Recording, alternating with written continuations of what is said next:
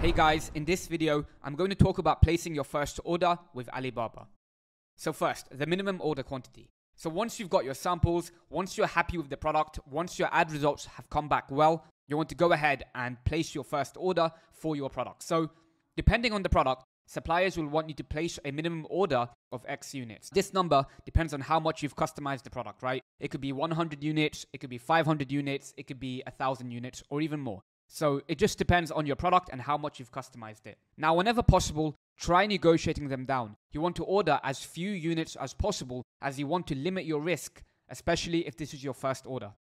I don't want you guys to place an order for 1,000 units, only be able to sell 50 of them, and then be left with all that inventory and all that money wasted. I want you to start with as few units as possible, 50 units, 100 units, because if you can't sell it, it isn't a big loss, right? If you have 100 units left over, it's a lot better than having 1,000 units left over. So you want to negotiate them down as much as possible and order as few units as possible.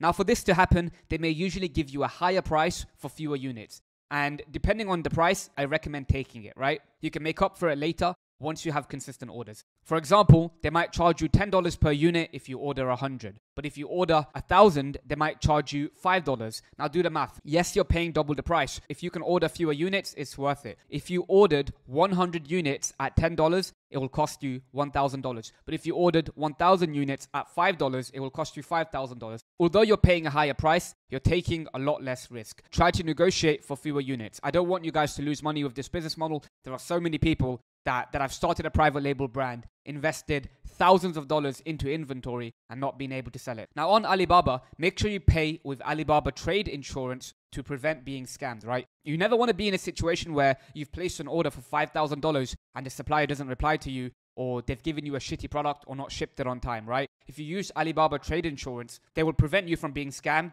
as they will refund you if there's any issues with your order.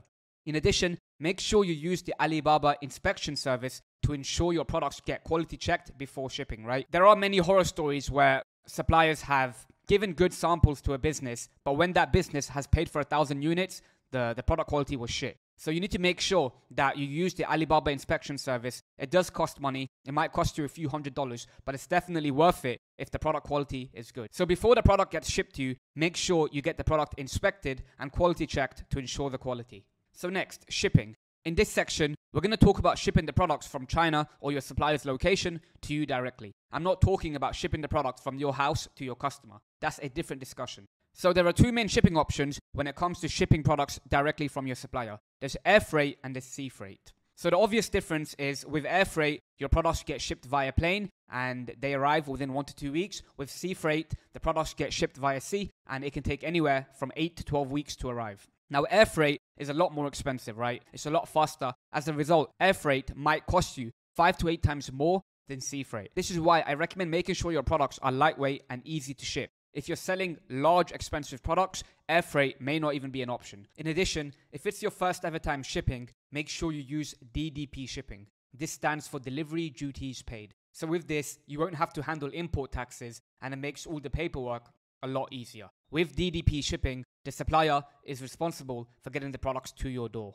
Now, generally, for your first order, it's best to start with air freight if possible so you can get started with your business. Shipping via sea could take you 2-3 months and the market may change in that time. So I highly recommend getting started faster with air freight. Now, obviously, if you're selling a very large product, it may not be possible to do air freight. And in that situation, you'd have to wait 2-3 months to get your products in stock. Now, once you have more consistent orders, once you're scaling, or once your brand is working, then you can plan inventory in advance and use sea freight. So if you have 3 months of sales, you can use that data to estimate how much inventory you need, and then you can place a bulk order and ship it via sea so you can get much cheaper prices. That's when your brand is already doing well and you're a lot more advanced. But when you're just starting out, the best option would be to ship your products via air so you can start selling them as soon as possible.